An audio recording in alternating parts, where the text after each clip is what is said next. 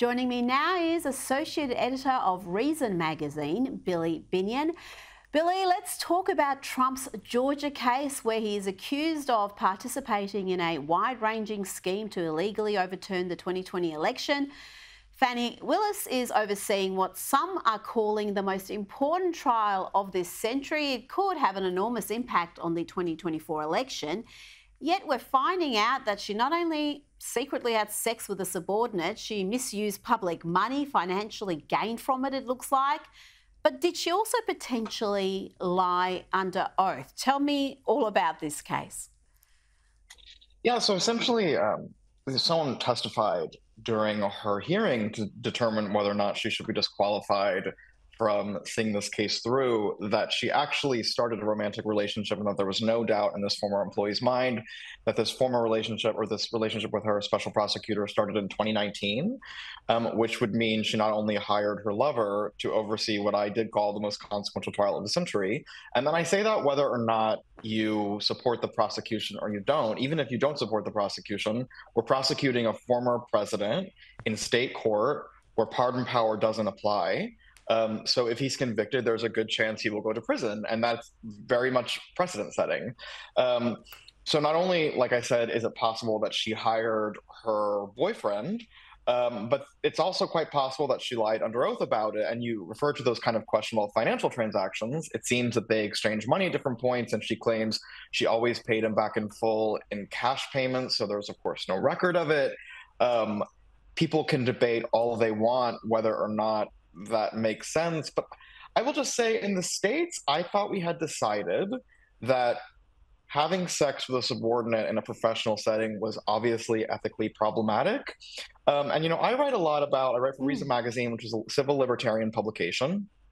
And I write a lot about law enforcement accountability. It is often difficult in the US to hold prosecutors accountable when they violate the Constitution, which has always been kind of reversed to me, because if you're enforcing the law, I don't think you should be above it. And those on the left in this country are often on board with that premise.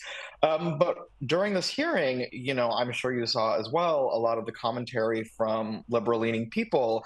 It was a lot of like, Fani Willis is a girl boss, yes, queen, a man is not a plan, which is a quote she had in her testimony. And I just have to say that if you care about law enforcement accountability, which I do, and which many progressives claim to, that cannot disappear when we're talking about one of the most consequential trials, like I said, could absolutely set a precedent and be in the history books, just because this woman is on your team. Principles do not, you can't discard your principles the second they're politically inconvenient, because that defies the very definition of the word. But you're so right about the media reporting. Some of it is almost laughable, painting any sort of scrutiny of this powerful woman as inherently racist or sexist, when on the face of it, the conduct here is just astonishing. She allegedly hired her former boyfriend, paid him over $650,000. People say he's not even properly qualified to take on a case like this. Certainly his work history doesn't indicate that. And we're now hearing that he was having lengthy conversations with the Biden White House. Can you tell us about that?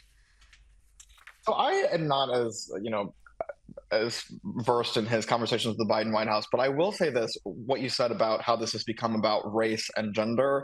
The piece that almost gave me a brain aneurysm was in New York Magazine's The Cut, which essentially made the argument that, it's racist that we're talking about a Black woman's personal life, rather than Trump and 18 of his associates allegedly trying to overturn an election. When none of this truly has nothing to do with race and gender. There was a line in the article, and I think this is shared by a good amount of progressives, that it said something to the degree of, if Trump manages to make this case crumble by, smearing Fani Willis, then that just shows that white men are held to a different standard of justice. And that is actually exactly backwards, because if Fani Willis's misconduct causes, like I said, this extremely consequential case to crumble, and if you support the prosecution, like a lot of progressives do, and you decline to hold her accountable for ruining the prosecution with prosecutorial misconduct and abusing what is arguably the most powerful position in American government, which is the prosecutor, then you're holding her to a different standard of justice. And how does that make any sense? And in what case, Rita, I would pose, let's say that there was, someone was prosecuting President Biden, and let's say it was a man who, hired a special prosecutor and had sex with, a woman. I think there is almost no universe in which I can picture progressives being like, that's cool. That makes a lot of sense. I think people would obviously, and rightfully so, be like, hey, that's inappropriate. And we've decided as a society that when you have these really powerful positions in government, that there need to be basic ethics. And especially after the Me Too movement, we had this really big, robust, years-long conversation about sex in the workplace and having basic lines drawn. And I refuse to not apply my principles to someone, just because we may agree on certain things. I mean, I'm a libertarian, I'm not a Democrat. So, that doesn't really apply to me. But I do think, if I could come back to one thing that I do try to apply, and that I think everyone should, it's that principles have to apply consistently, because if they only apply, when they're politically expedient, and that's simply not a principle. It's just, you're just hackish. No, I am with you. I am with you 100% there. And I think there's a very good reason why trust in the US justice system is very low at the moment, according to polling on that issue. And I think the treatment of this case may be relevant to that. I want to ask you about Fani Willis's other conduct in office. Now, she may not be alone here, but there are reports about her subjecting her employees to mandatory race training, including implicit bias tests that made those taking part ascribe badness to white people and goodness to black people in order to pass. What do you make of this? I mean, again, to me, this is patently racist, but it seems to be anti-racist in modern America. Right, and I think it goes, I think you see that reflected in the coverage, and obviously, her DEI coverage or her DEI training isn't playing a big part in these, pieces about why she should be, essentially acquitted of agency here.